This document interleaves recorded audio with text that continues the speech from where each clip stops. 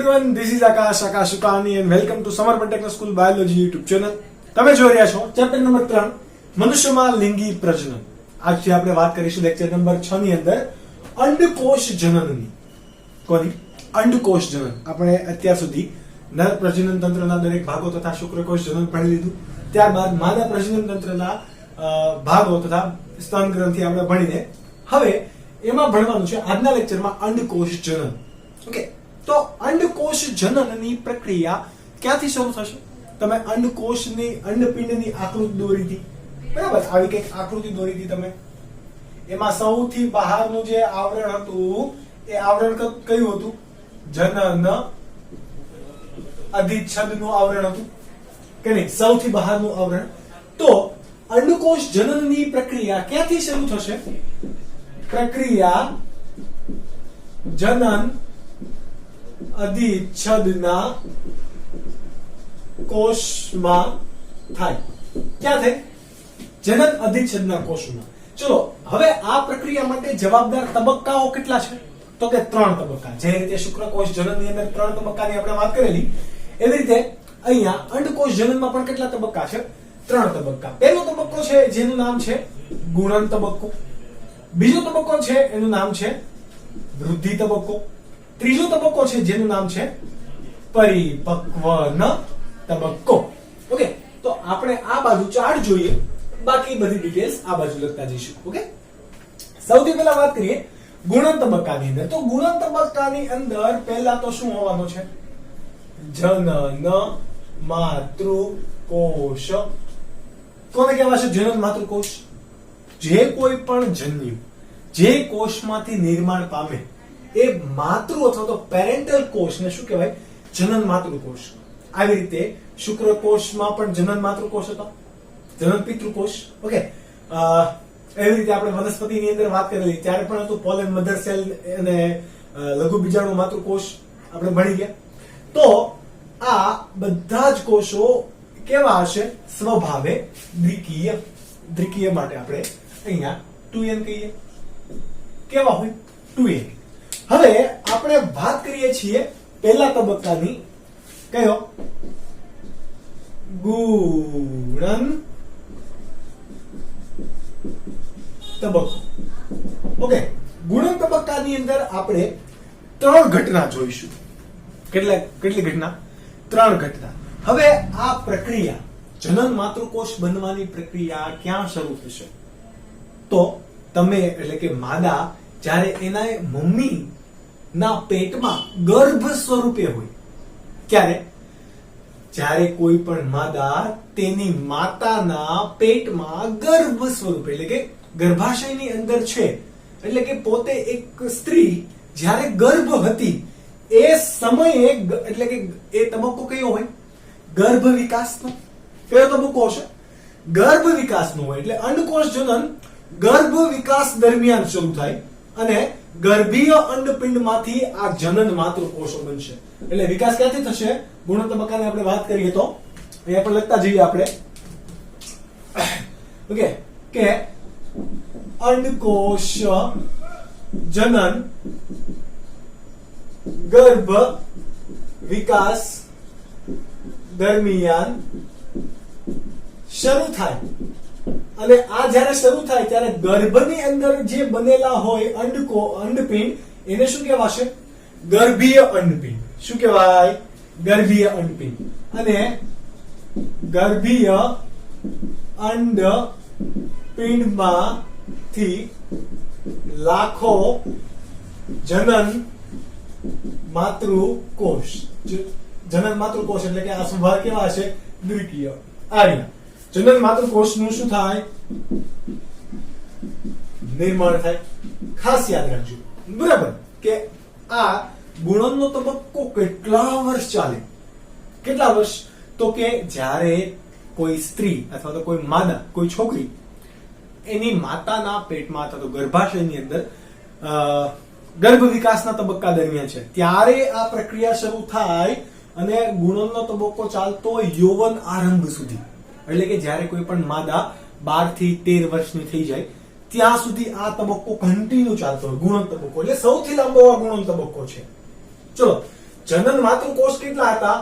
લાખોની સંખ્યાની અંદર શું થયું? જનન માતૃકોષોનું નિર્માણ થઈ ગયું. હવે આ જન્મ થઈ જાય, એક વખત બાળકનો જન્મ થઈ જાય, ગર્ભ વિકાસ દરમિયાન જ આ જનન માતૃકોષોનું નિર્માણ થશે. બરાબર. બાળકીનો જન્મ થઈ જાય ત્યારબાદ કોઈ પણ જનન માતૃકોષ નિર્માણ પામતો નથી, કે આમાં કોઈ ઉમેરાણો તો નથી. એટલે કે જન્મ બાદ કોઈ જનન માતૃકોષ ઉમેરાય નહીં. એટલે જેટલા પણ જનન માતૃકોષ બનવાના છે એ બધા કયા તબક્કા દરમિયાન બની ગયા હશે? ગર્ભ વિકાસ દરમિયાન જ બની ગયા હશે. જન્મ બાદ કોઈ પણ નિર્માણ થતું નથી, કોઈ પણ નિર્માણ નથી થતું. તો આ દરમિયાન શું થાય? જ્યાં સુધી જનન માતૃકોષનું નિર્માણ થઈ ગયું છે, બરાબર, તો આ બધા જ કોષો એની સંખ્યામાં શું કરે? વધારો કરવાના. સંખ્યામાં શું કરવાના? વધારો. બરાબર. આ જનન માતૃકોષ છે, તો આ બધા એ શું કર્યું? ગુણન કર્યું. શું કર્યું છે? ગુણન કર્યું. આ બધા જ સ્વભાવે કેવા છે?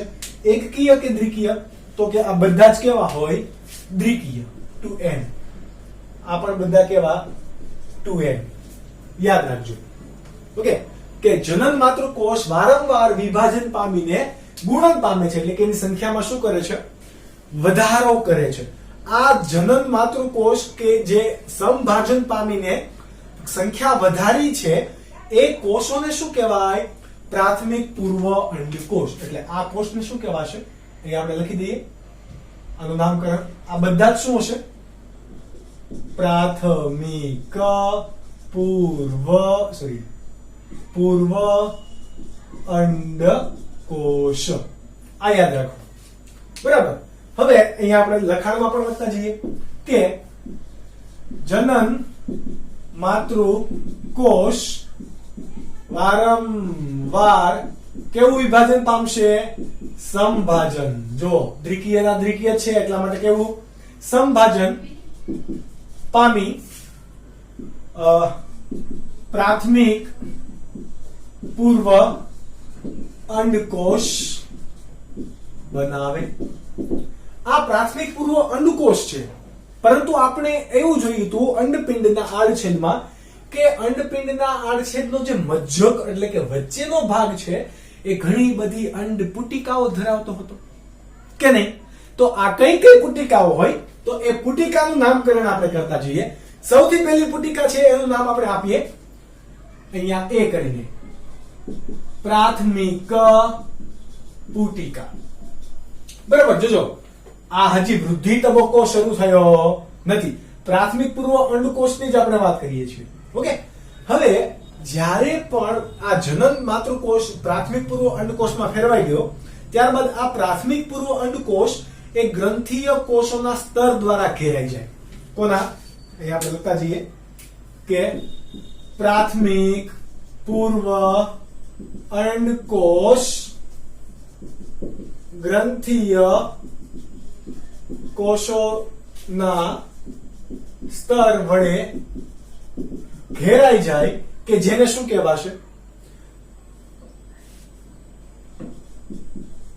ઘેરાય તેને પ્રાથમિક અંડપુટિકા કહેવાય.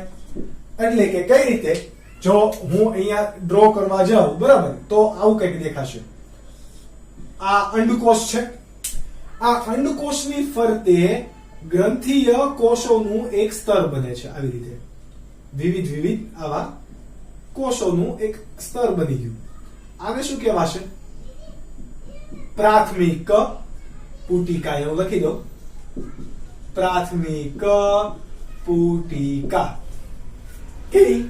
પ્રાથમિક પુટિકા. હજી આ પ્રાથમિક પુટિકા છે એ જન્મથી યૌવન આરંભ અવસ્થા દરમિયાન જોવા મળે. કેટલી પુટિકાઓ છે? લાખ જેટલા જનન માતૃકોષો હતા, એટલે કે પ્રાથમિક પૂર્વ અંડકોષ જેમાંથી બન્યા. ઓકે. આ બધામાંથી ઘણી બધી અંડપુટિકાનું વિઘટન પામી જશે. યૌવન આરંભ. યૌવન આરંભ એટલે કે કઈ અવસ્થા? 12 થી 13 વર્ષની કે જેમાં તમારી યુવાનીનો શરૂઆત કે આરંભ થાય છે એ અવસ્થા એટલે કે યૌવન આરંભ સમય. જન્મથી યૌવન આરંભ સમય દરમિયાન આ પૈકી ઘણા બધા પ્રાથમિક પૂર્વ અંડકોષ કે પ્રાથમિક પુટિકા એ વિઘટન પામી જશે અને યૌવન આરંભ વખતે કેટલી બાકી રહી જશે? 60,000 થી 80,000 જેટલી આ પ્રાથમિક પુટિકાઓ બાકી રહેશે. ઓકે, અહીંયા હું લખી દઉં સોરી બ્લેક માર્કર કે જન્મથી યૌવનારંભ સુધી ઘણી અંડપુટિકા શું પામે? વિઘટન પામે. બરાબર. પરંતુ જ્યારે કઈ અવસ્થા શરૂ થાય? યૌવનારંભ સમયે એ પૈકી કેટલી બાકી રહી જાય? તો કે 60,000 થી 80,000 અંડપુટિકા બાકી રહે. યૌવનારંભ વખતે કેટલી? 60,000 થી 80,000. આમાં આંકડો ઘણી વખત વેરિયસ એટલે કે વિવિધ જોવા મળશે. બરાબર. ખાલી એટલે એમથી અંડપુટિકા બાકી રહી. હવે શું થાય? તો કે દ્વિતીયક પુટિકા બનશે. કઈ પુટિકા? અહીંયા હું નામ લખી દઉં, બી. દ્વિતીયક પુટિકા. આ દ્વિતીયક પુટિકા કઈ રીતે બનશે? આ પ્રાથમિક પુટિકા જે છે એમાં આ જે ગ્રંથીય કોષોનું એક સ્તર હતું એવા ઘણા બધા સ્તરો ઉમેરાશે અને જાડું સ્તર કે જેને શું કહેવાશે? થેકા. શું કહેવાય? થેકા એના વડે ઘેરાઈ જાય કે જેને શું કહેવાય? દ્વિતીય પુટિકા. એટલે કે અહીંયા કંઈક આવું બનશે. આ આપણો અંડકોષ હતો. આ અંડકોષની ફરતે આ એક પ્રાથમિક આવરણ હતું. હવે ઘણા બધા આવરણો આવી રીતે એના ફરતે આવી જાય છે. બરાબર. એટલે એના ફરતે શું બને છે? એક જાડું આવરણ બની ગયું છે કોષોના વડે ઘેરાયેલું. ઓકે, તો આવો કઈક રચના તમને જોવા મળે છે. આ બધી શું છે? આ આખી રચના રેડ કલર થી જેમ તમે દોરો એ જ ફક્ત પ્રાથમિક પૂર્વ અંડકોષ છે. આને આપણે કઈ કહીશું? દ્વિતીયક પુટિકા. ઓકે, આ દ્વિતીયક પુટિકા તમારે યાદ રાખવું હોય તો શું યાદ રાખશો? દ્વિતીયક પુટિકા માટે રેડ કલર થી લખું છું એટલે બધું મિક્સ ના થઈ જાય. યાદ રાખો કે દ્વિતીયક પુટિકા બરાબર પ્રાથમિક અંડ પુટિકા ફરી નવા આવરણ વડે ઘેરાય કે જે આવરણને શું કહેવાશે? થેકા. થેકા વડે ઘેરાય અને શું બનાવે? દ્વિતીયક પુટિકા બનાવે. ત્યારબાદ શું બનાવશે? તૃતીયક પુટિકા. તો તમે આ ગુણન વાળું જે ભાગ છે એ તમે નોટ ડાઉન કરી લેજો કારણ કે હું તૃતીય તબક્કા માટે આ વસ્તુ ઇરેઝ કરી રહ્યો છું. ઓકે, તો તૃતીય તબક્કાની અંદર શું થશે? હજુ આવરણો ઉમેરાશે તો કે નહીં? અહીંયા એક પોલાણ ઊભું થશે. શું ઊભું થશે? પોલાણ. તો હું અહીંયા સી કરીને લખું બીકોઝ તમને નીચે લાઈટ ને કારણે નહીં દેખાય. તૃતીયક પુટિકા. તૃતીયક પુટિકા કઈ રીતે બને છે? તો આપણા પાસે આ કોણ હતું? અંડકોષ. અંડકોષની ફરતે શું હતું? ઘણા બધા આવરણો કે જેને આપણે શું કીધા? થેકા કીધા. આ આપણી કઈ પુટિકા છે? દ્વિતીયક અંડ પુટિકા. આવું કઈ હતું જો ત્યાંથી. ઓકે, હવે આ તૃતીયક અંડ પુટિકા કઈ રીતે બનશે? દ્વિતીયક પુટિકા બને તરત જ આ દ્વિતીયક અંડ પુટિકા એ તૃતીયક અંડ પુટિકામાં ફેરવાઈ જશે. કઈ રીતે? તો કે અહીંયા એક પોલાણ રચાશે. કઈ રીતે? તો કે આ શું છે? અંડકોષ. બરાબર. હવે એના કોષોનું સ્તર એક ધીરે ધીરે આવું થઈ જશે.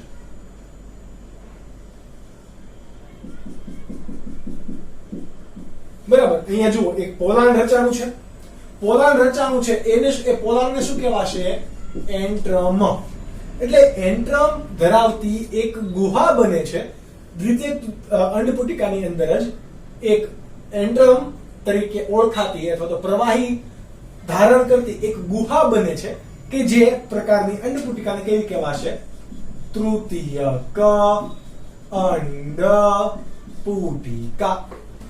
શું કીધું? તૃતીયક અંડપુટિકા, કે જેની અંદર શું ભરાયેલું હોય? એન્ટ્રમની અંદર પ્રવાહી ભરાયેલી હોય. એ એની લાક્ષણિકતા છે. અંદરનું સ્તર એને શું કહેવાશે? અંતઃસ્તર, અને બહારના સ્તરને શું કહેવાય? બાહ્ય સ્તર. બરાબર. અહીંયા શું હશે? અંતઃસ્તર અને અહીંયા બાહ્ય સ્તર. આ સ્પષ્ટ જોવા મળશે આમાં, એટલા માટે. બરાબર. એન્ટ્રમ તો કે શું ધરાવે? પ્રવાહી ધારણ કરે. વોટ ઇઝ ધેટ પ્રવાહી? એ હમણાં ખબર પડશે કે એ અંતઃસ્ત્રાવો ધરાવશે. બરાબર. હવે આ તૃતીયક અંડપુટિકા છે એ થોડી વિકાસ પામીને કોના તરીકે ઓળખાશે? ગ્રાફિયન પુટિકામાં. કોનામાં?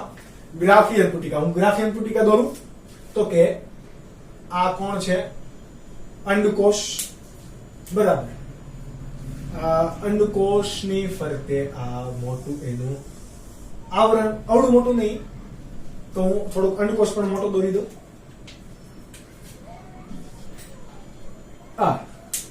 ઓકે. હવે તમારે યાદ રાખવાનું છે ગ્રાફિયન પુટિકાની આકૃતિ તમને કે આપેલી નથી, છતાં પણ તમે ડ્રો કરી શકો છો. કઈ રીતે? તો કે આ રીતે.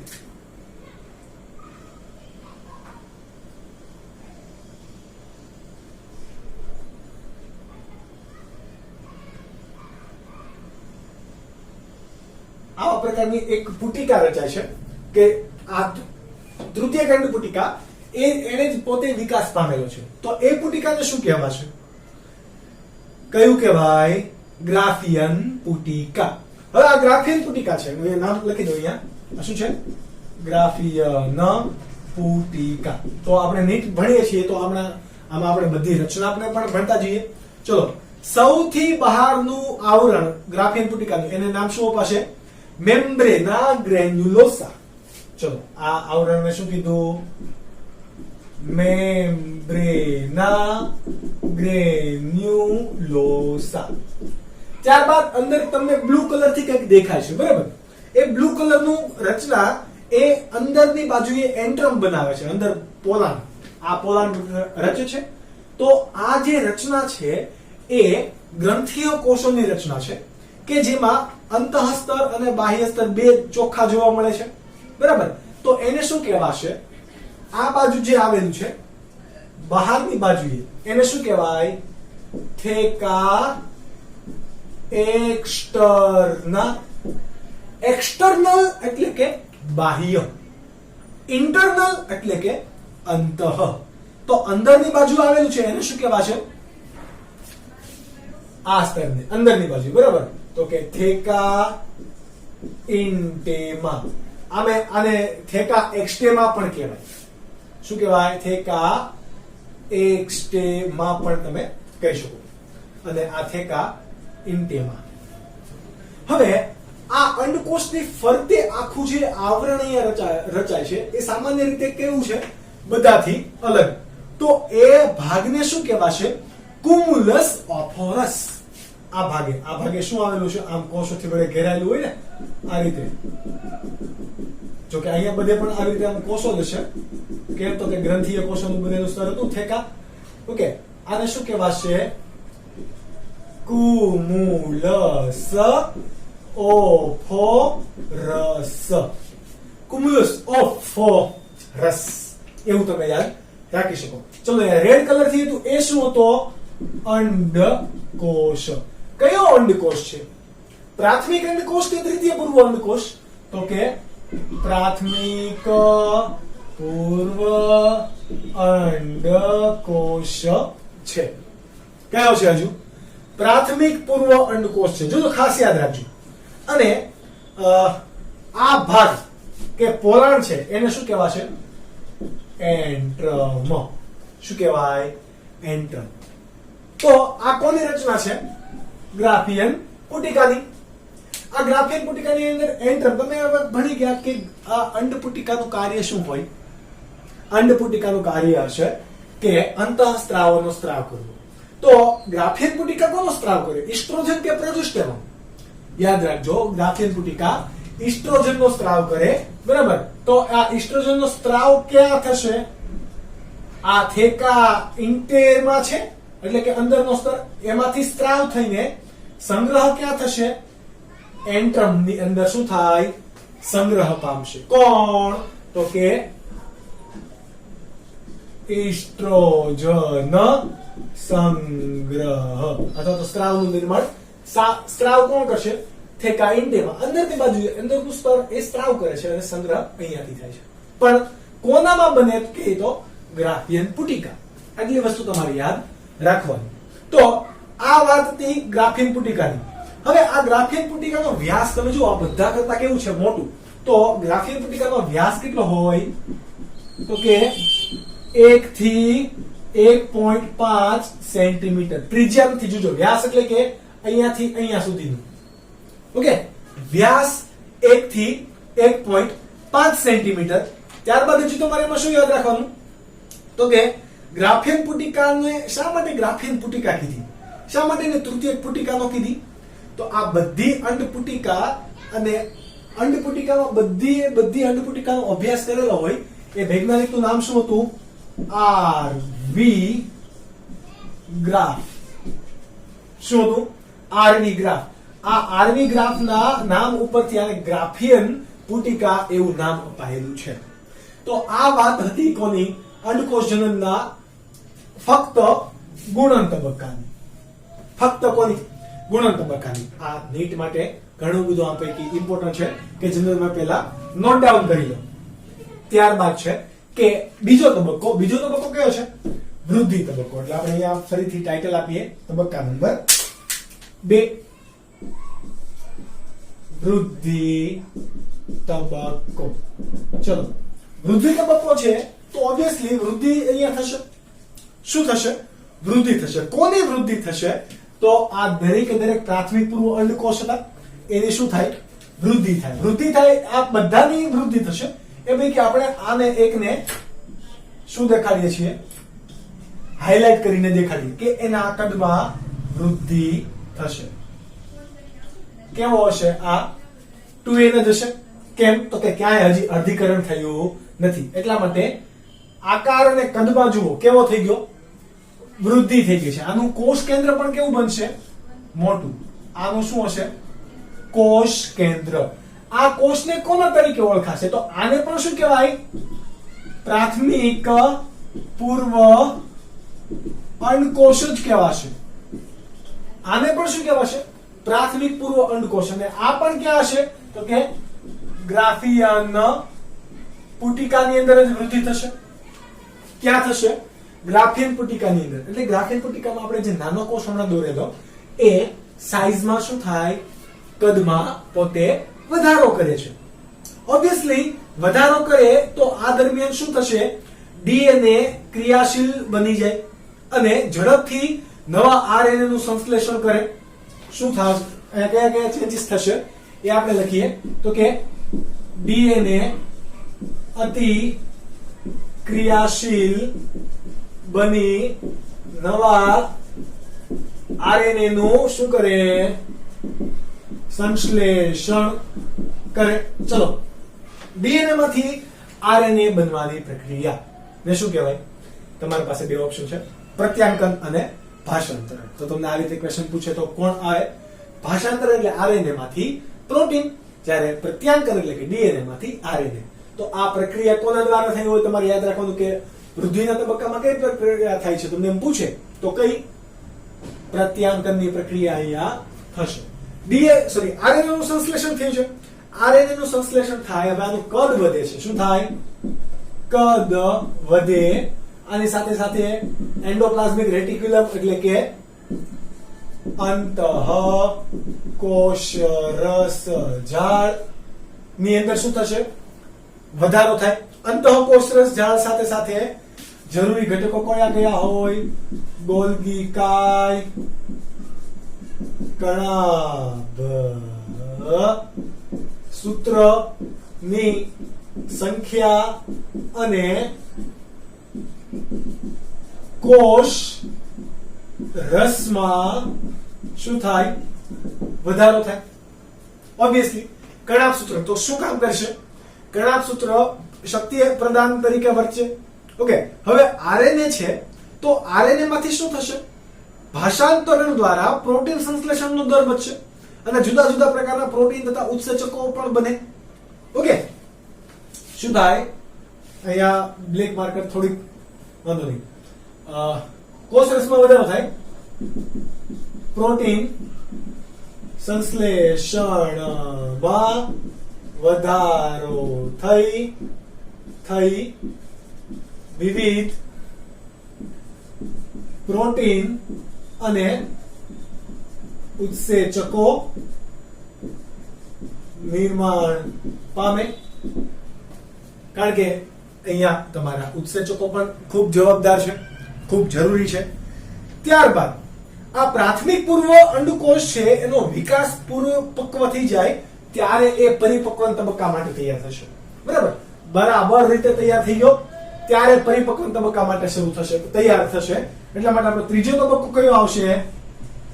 પરિપક્વન તબક્કો. પરિપક્વન તબક્કાની શરૂઆત ક્યારે થશે? તો જ્યારે પણ આ પ્રાથમિક પૂર્વ અંડકોષ એ અર્ધીકરણ 1 પામે. કયું પામશે? અર્ધીકરણ 1. જોજો, અર્ધીકરણ 1 જ્યારે પામે ત્યારે શું થાય? તો કે પરિપક્વન તબક્કાની શરૂઆત થશે. ઓકે, આ અર્ધીકરણ સામાન્ય રીતે કેવું છે? આપણે જોયું હતું કે શુક્રકોષ જનનની અંદર અર્ધીકરણ થઈને બંને સમાન કદના કોષો બનતા હતા, પરંતુ અહીંયા એવા નહીં બને. બંને કેવા બનશે? અસમાન કદના. એટલે અર્ધીકરણ કેવું છે? અંડકોષ જનન માટે અસમભાજન. એક કોષ મોટો બને છે જ્યારે એક કોષ નાનો બને છે. જુઓ કેવું થયું? અર્ધીકરણ અસમભાજન. કેવું થયું? અર્ધીકરણ થયું એ પણ અસમભાજન થયું. ચલો, અહીંયા અર્ધસૂત્રી ભાજન થયું છે કે સમસૂત્રી ભાજન? ઓબ્વિયસલી કેવું? અર્ધસૂત્રી ભાજન. એટલે કે આની અવસ્થા કેવી હશે? એન અવસ્થા. અને આની અવસ્થા પણ કેવી હશે? એન અવસ્થા. ઓકે, આ એન અવસ્થા વાળો જે અંડકોષ મોટો કોષ છે એ કોણ હશે? અંડકોષ. તો આપણે એનું નામ શું આપીશું? દ્વિતીય પૂર્વ અંડકોષ. જોજો, યાદ રાખજો, આ વૃદ્ધિ પામેલો કોષ એ દ્વિતીય પૂર્વ અંડકોષ નથી. કયો કોષ છે? તો કે આ કોષ એ દ્વિતીય પૂર્વ અંડકોષ છે. જ્યારે નાનો આ કોષ છે એને શું કહેવાય? પ્રાથમિક ધ્રુવકાય. શું કહેવાશે નાના કોષને? પ્રાથમિક ધ્રુવકાય. આ પ્રાથમિક ધ્રુવકાયનું કાંઈ કામ છે? તો કે નહીં. એની અંડકોષ જનનમાં કે પ્રજનન માટે કે ફલન માટે કાંઈ કામ નથી. છતાં પણ આ પ્રાથમિક ધ્રુવકાયની અંદર જુઓ, અહીંયા બધા રંગસૂત્રો કેવા હતા? જોડમાં હતા. એટલે આ પ્રાથમિક ધ્રુવકાય પાસે રંગસૂત્રનો આખો એક સેટ હશે. બરાબર? મનુષ્યની અંદર 46 રંગસૂત્ર હોય તો આ દ્વિતીય પૂર્વ અંડકોષની અંદર 23 આવશે. તો આ આખો સેટ 23 નો સેમ ટુ સેમ આબેહૂબ કોની પાસે હશે? પ્રાથમિક ધ્રુવકાય પાસે હશે. આની સિવાય એનું કદ બહુ નાનું છે, એટલે કોષરસ કેવો હશે? ખૂબ જ ઓછો. બરાબર? આની સિવાય વધારાના જે દ્રવ્યો છે, વધારાના કણાભ સૂત્રો કે નકામી નુકસાન પામેલી અંગિકાઓ, કોષ વિભાજન દરમિયાન જે અંગિકાઓ નુકસાન પામેલી છે એ બધા કોષો આ પ્રાથમિક ધ્રુવકાય દ્વારા શું થઈ જાય? દૂર થઈ જાય. હવે એનું કાંઈ એટલે કાંઈ અહીંયા કામ છે નહીં. સમજ પડી ગઈ? બરાબર. હવે આ દ્વિતીય પૂર્વ અંડકોષને તમારે ધ્યાનમાં રાખવાનું છે. આ દ્વિતીય પૂર્વ અંડકોષ કોનામાં જોવા મળશે? તો કે આ પણ હજી ગ્રાફિયન પુટિકામાં જ છે. હું અહીંયા બ્લેક માર્કરથી તમને થોડું દેખાડતો જાઉં. જોજો, અહીંયા પણ કયું છે? ગ્રાફિયન પુટિકાની અંદર જ છે. બરાબર? ક્યાં આવેલો છે આ દ્વિતીય પૂર્વ અંડકોષ? ગ્રાફિયન પુટિકામાં જ આવેલો છે. હવે આ તબક્કે શું થાય? આ તબક્કે થશે અંડપાત. કઈ પ્રક્રિયા થાય? અંડપાત. સોરી, હું અહીંયા થોડુંક દર્શાવું.